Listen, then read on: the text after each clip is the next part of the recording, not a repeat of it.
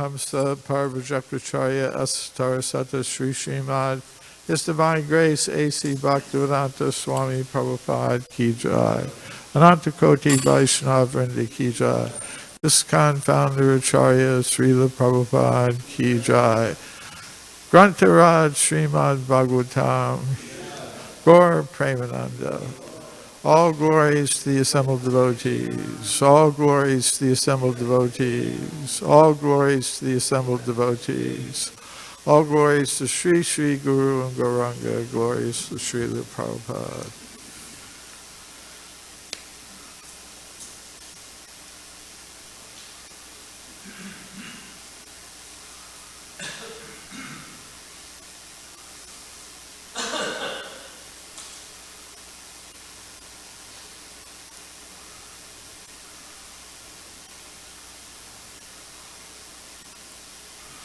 Om Namo Bhagavate Vasudevaya.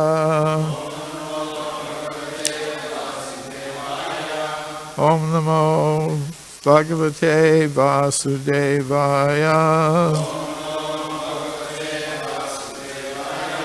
Om Namo Bhagavate Vasudevaya.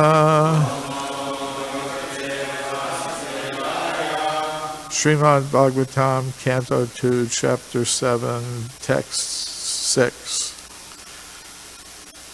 Dharmasya Daksha Duhitari Ajanishta Murtyam Narayano Nara Iti Swa Tapaha Prabhava Drisvatmano Bhagavato Niyama Valopam Devyas Tvananga Pritana Gatitum Na Shekhu Dharmasya Daksha Duhitari Ajanista Murtyam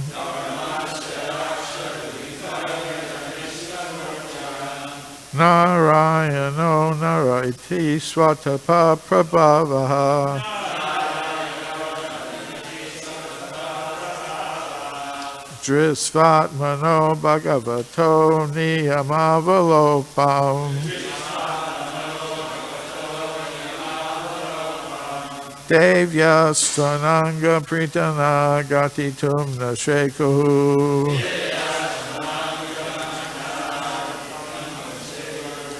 Dharmasya Daksha Duhitari Yajanista Murtyam Narayano Narayati Swatapa Prabhavaha Sri Svatmano Bhagavato Niyamavalopam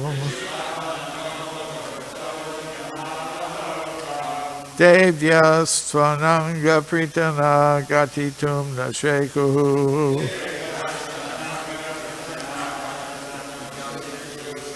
Dharmasya Daksha Duhitar Yajanista Murtyam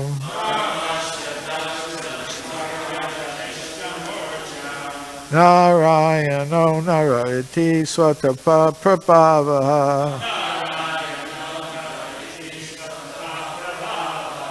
Drisvatmano Bhagavato Niyamavalopam Devyasthananga Pritana Gatitum Nashekuhu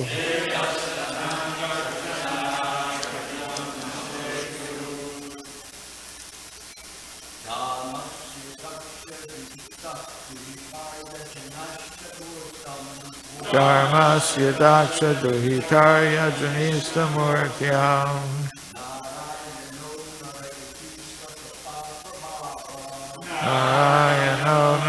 Narayati Satapava.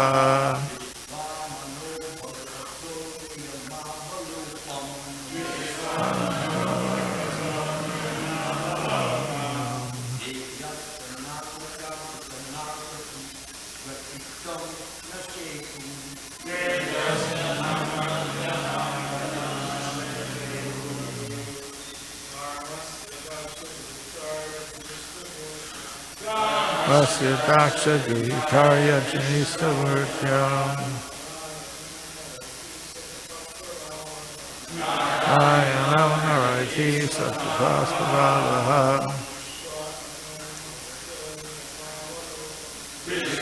Mano Bhagavato Niyamavokam.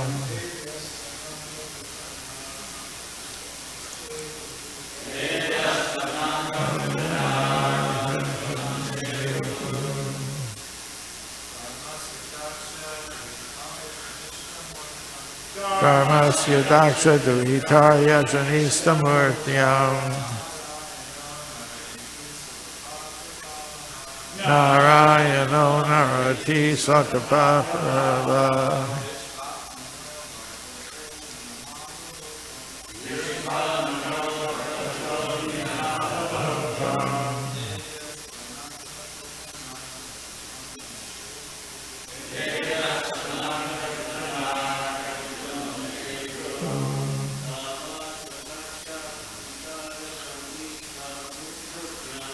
Dharmasya Daksha Duhitarya Janista Murtyam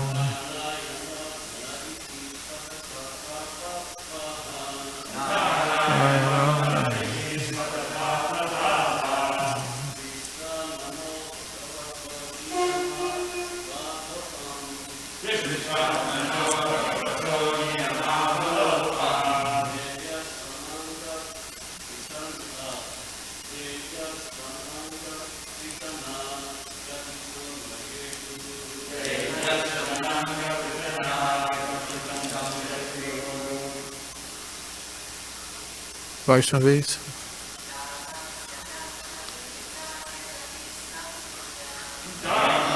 Daksha Duhitarya.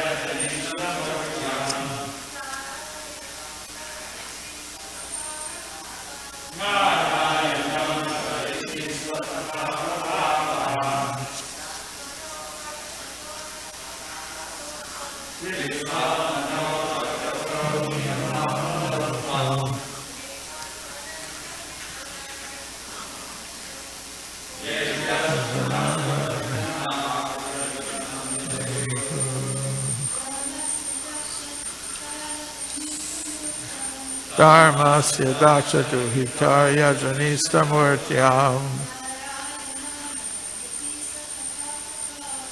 Narayano Narati Swatapasvava.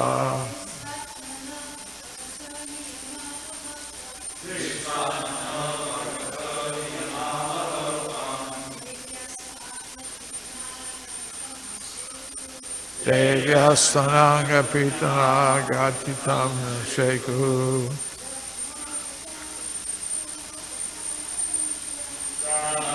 Daksha Duhitarya Janista Murtyam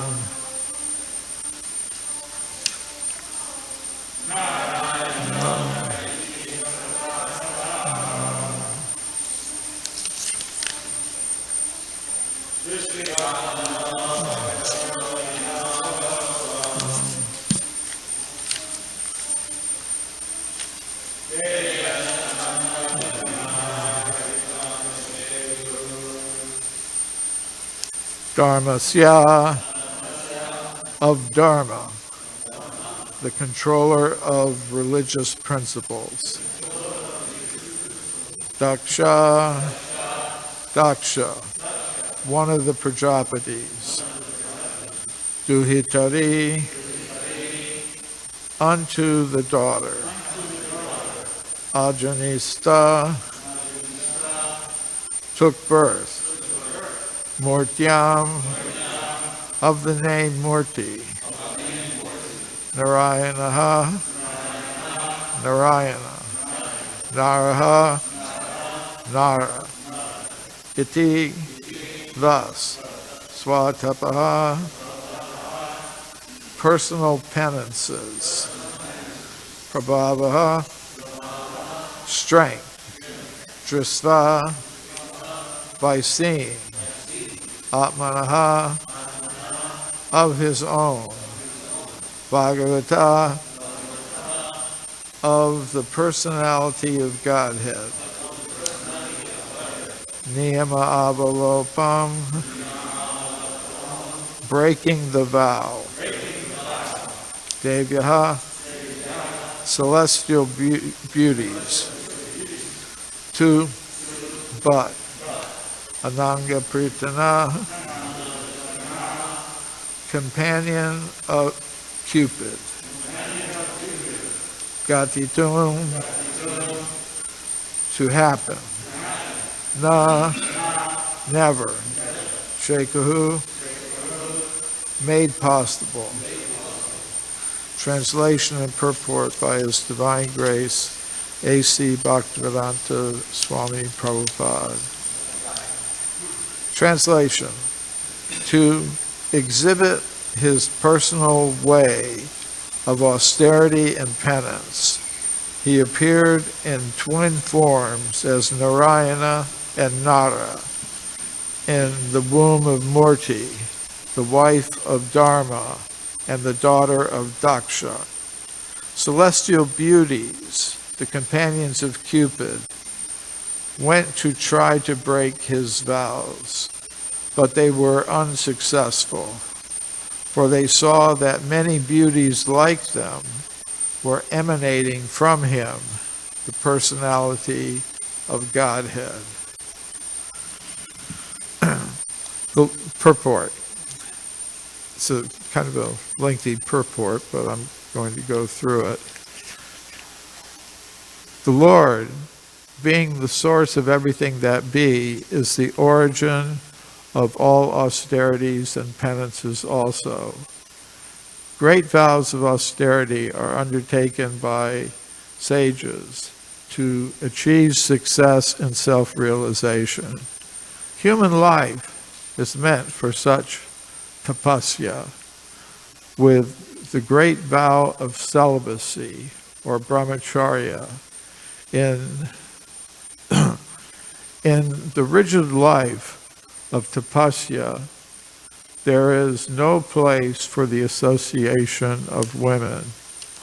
And because human life is meant for tapasya, for self-realization, factual human civilization, as conceived by the system of Sanatana Dharma, or the school of 4 castes and 4 orders of life, prescribes rigid disassociation from woman in 3 stages of life. In the order of gradual cultural development, one's life may be divided into 4 divisions: celibacy, household life, retirement, and renunciation. During the first stage of life, up to 25 years of age, a man may be trained as a brahmachari under the guidance of a bona fide spiritual master, just to understand that woman is the real binding force in material existence. If one wants to get freedom from the contact of material bondage of conditional life, he must get free from the attraction for the form of woman. Woman, or the fair sex, is the enchanting principle for living entities, and the male form, especially in the human being, is meant for self-realization. The whole world is moving under the spell of womanly attraction.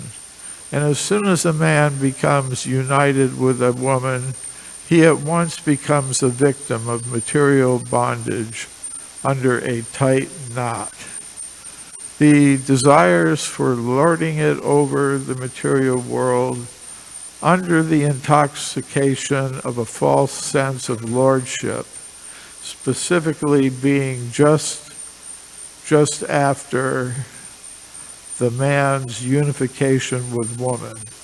The desires for acquiring a house, possessing land, having children, and becoming prominent in society, the affection for community and the place of birth, and the hankering for wealth, which are all like phantasmagoria or illusory dreams, encumber a human being, and he is thus impeded in his progress towards self-realization, the real aim of life.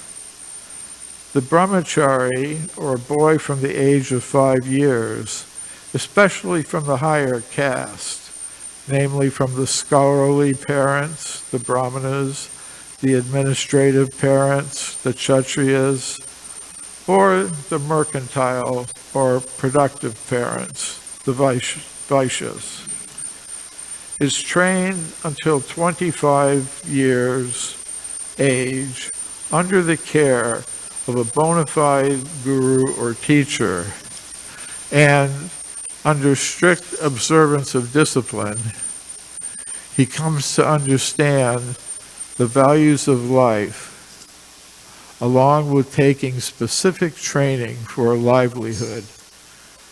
The brahmachari is then allowed to go home and enter householder life and get married to a suitable woman. But there are many brahmacharis who do not go home to become householders, but continue the life of Nashtika brahmacharis without any connection with women. They accept the order of sannyas, or the renounced order of life, knowing well that combination with woman is an unnecessary burden that checks self-realization. Since sex desire is very strong at a certain stage of life, the guru may allow the brahmachari to marry. This license is given to a brahmachari who is unable to continue the way of Naishtika brahmacharya, and such discriminations are possible for the bona fide guru. A program of so-called family planning is needed. The householder who associates with woman under scriptural restrictions after a thorough training of brahmacharya cannot be a householder like the cats and dogs. Such a householder, after 50 years of age, would retire from the association of woman as a vanaprastha to be trained to live alone without the association of woman. When the practice is complete, the same retired householder becomes a sannyasi, strictly separate from woman, even from his married wife. Studying the whole scheme of disassociation from women, it appears that a woman is a stumbling block to self-realization, and the Lord appeared as Narayan. The Lord appeared as Narayan to teach the principle of womanly disassociation with a vow in life. The demigods, being envious of the austere life of the rigid brahmacharis, would try to cause them to break their vows by dispatching soldiers of Cupid.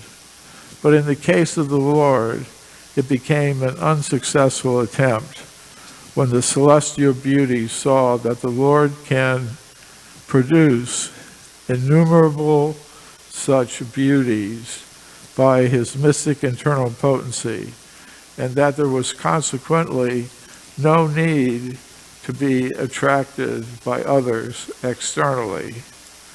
There's a common proverb that a confectioner is never attracted by sweetmeats. The confectioner, who is always manufacturing sweetmeats, has very little desire to eat them.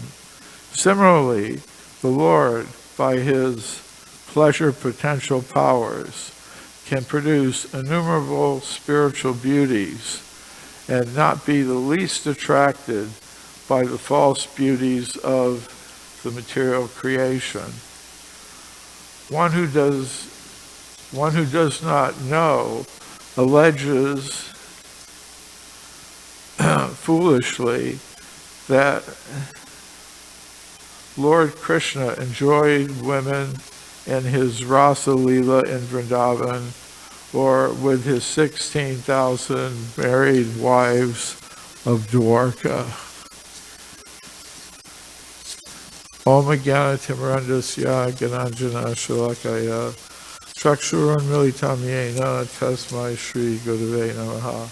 Shri Krishna Chaitanya Prabhu Nityananda Shri Advaita Gadadhar Shri Vasadi Gaur Bhaktivinoda. Hare Krishna, Krishna Krishna, Hare Hare, Hare Rama, Rama Rama, Hare Hare.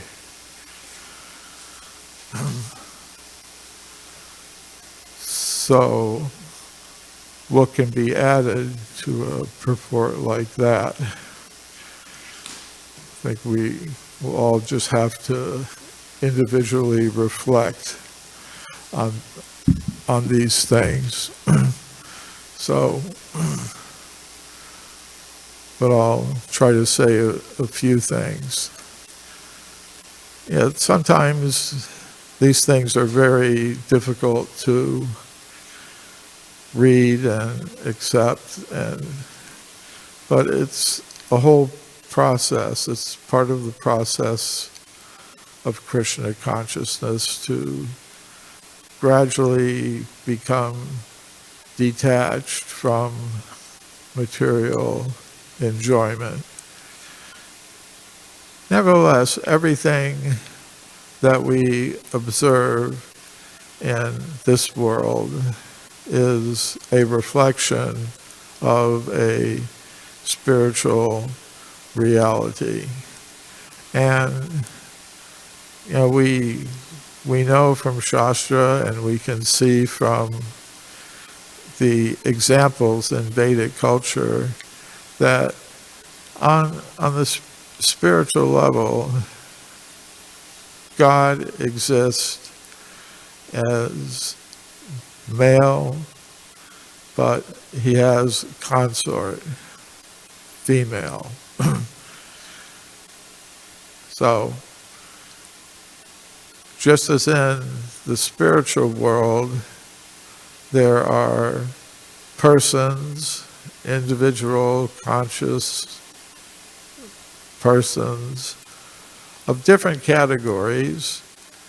Some are Vishnu Tattva, they're on the level of Krishna. Krishna is the original form of the Supreme Personality of Godhead.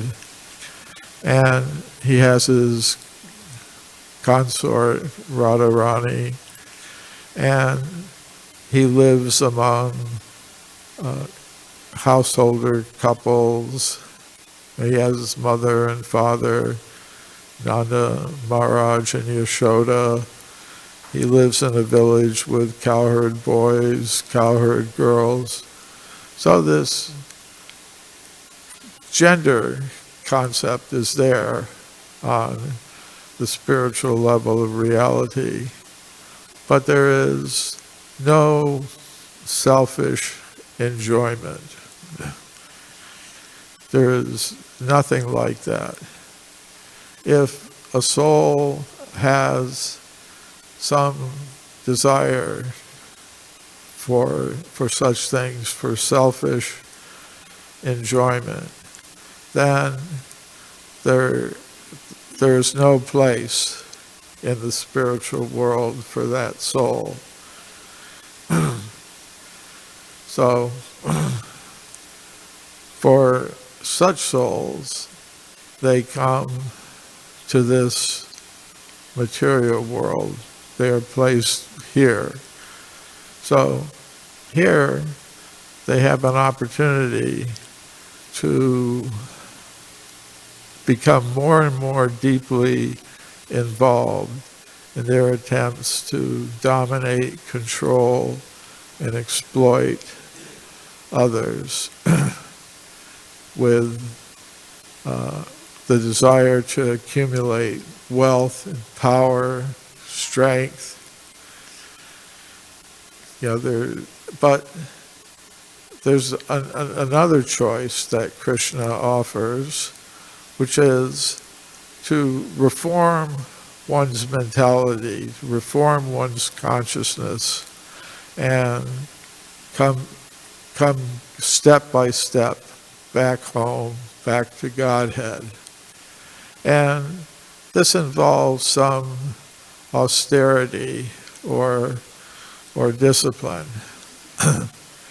But especially in the human form of life, that opportunity is there.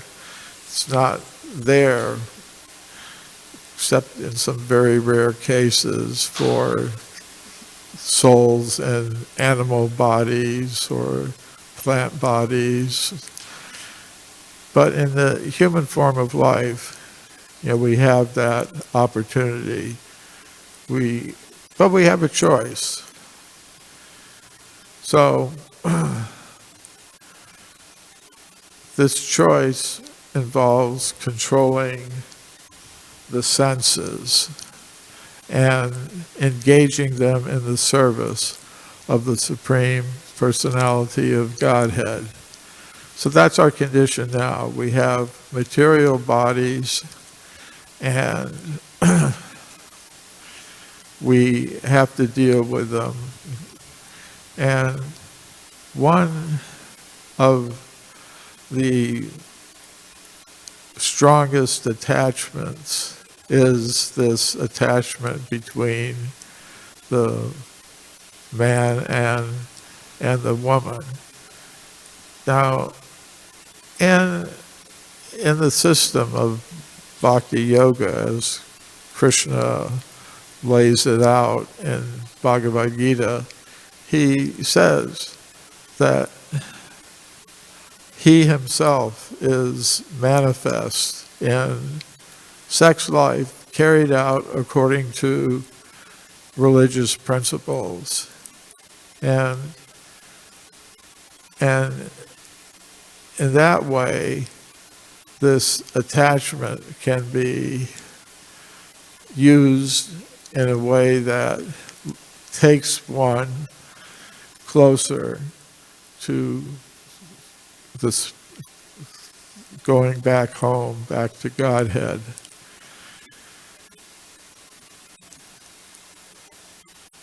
But if one isn't trained as a brahmachari, Srila Prabhupada was explaining in the purport that under this system of varna and ashrama, those who are trained in brahmacharis can either remain in that ashram and go on to renounce life, but they also have the opportunity, if they have the desire, to enter into the grihastha ashrama, householder life.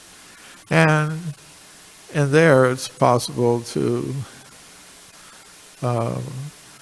remain on the spiritual path. But it's very restricted.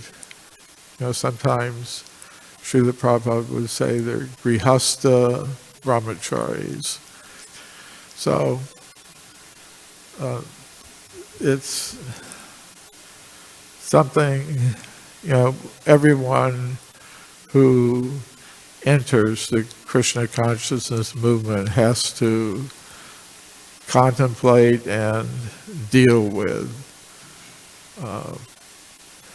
Now, so that's the good way to do it. Then the other way is Pumsa striya mituni bhava metam tayor mito hridaya grante mahu togriya kshetra sutapta vitayar janasya mahoyam aham ameti. And there again, this desire for selfish, independent enjoyment of the material senses becomes very prominent. And if civilization is based on that principle, then you get the kind of world that we see around us, a world of conflict, environmental destruction, all kinds of crazy things. But if there was another type of civilization, it was based on the principle of self-realization and tapasya, austerity. It would be a different kind of world. So, therefore, the Srimad Bhagavatam warns, Nayam deho deho bhujam niloke, kashtan kaman artam vidbhujam ye, tapodivyam putraka yena sattvam, shudyat brahma saukyam tunantam. And that means if you're in the human form of life, you shouldn't use it to get the same kind of enjoyment that an animal can get. In other words, we shouldn't simply engage in eating, sleeping, mating, and defending. That verse says, Vidbhujam ye, the stool-eating animals, like the hogs, they can have that. So don't do that. Tapodivyam putraka yena sattvam. Engage in divine austerities. And by that, Brahma Saukyam Tunantam, one can come to the spiritual platform and enjoy ever-increasing spiritual pleasure, which is unlimited. Unlimited. Any type of material pleasure has a beginning and an end. So, for those who wish to achieve that, some austerity is necessary. Tapodivyam, control of the senses, engaging them in the activities of devotional service. Shravanam, Kirtanam, Vishnu, Smarnam, Padasevanam, Archanam, Vandanam, Dasyam, Sakyam.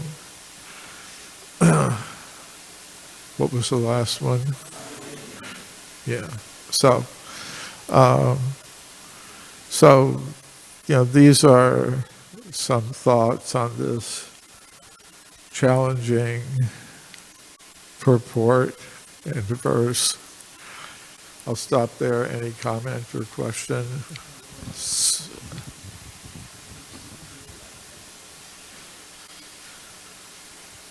Thank you for a very nice class, very succinct and very comprehensive. So this is good for all of us.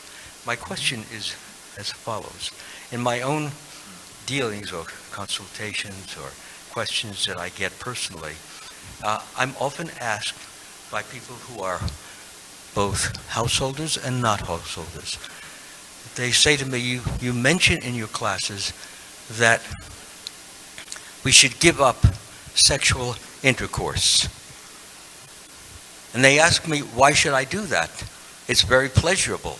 Why should I give up something which is pleasurable and I don't have something to replace it by? Therefore, you leave me in the lurch, starving for something that I want. So, why don't you tell us how you would answer that person? You don't have to if you don't want to, by the way. yeah, it's always a challenge to deal with these things. But I might say that in order to do it, yes, you have to have a higher taste. It's not going to be in our movement, it's not going to be forced on anyone. But if one wants that, if one is completely satisfied with one's life, well then fine. Just continue on doing what you're doing if that's what you want to do. But if you're feeling a little dissatisfied with that, you have to learn to develop a higher taste, which can be done. And not just theoretically, but the person has to actually experience something in the association of devotees, with the deities, with prasadam, something that gives them a higher taste. And then they'll automatically accept the restrictions. So, yeah, without having the higher taste, that's not really sufficient. And just being celibate doesn't necessarily take one back home, back to Godhead. There's something more that's required.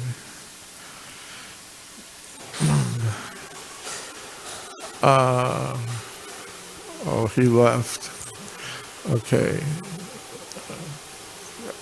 How would you answer it? What is that? How would you answer it? How do I do it? Yeah. How do you know I do it? What I generally say is this, is that if you want something that's really valuable, you generally have to work for it. If you don't work for it, then you don't get it. So in the case of Krishna conscious devotee, the reason for giving it up is that you get something, as you were mentioning the word, a higher taste. Some of us may not know, that's an ISKCON-ism. All of us may not know what higher taste means, okay? A higher taste, as Drutakarma was meaning it, is more bliss, more joy, more happiness, more fulfillment, more satisfaction. Read the Chaitanya Charitamrita and see what Lord Chaitanya experiences throughout. We see there a higher taste. It means many ecstatic expressions. Expressions in the body, expressions in the mind, expressions in the feelings. One gets something which he could never even imagine. It's so great, it's so wonderful, it's so glorious that when you compare that to sexual intercourse, it's like comparing stale bread to freshly made bread. One tastes delicious, it smells delicious, and it gives one a fulfillment that no stale bread or sexual intercourse can ever give us. Any further questions? Okay, I think we'll stop here. Thank you, Drutakarma. Hare Krishna. Glories to Srila Prabhupada.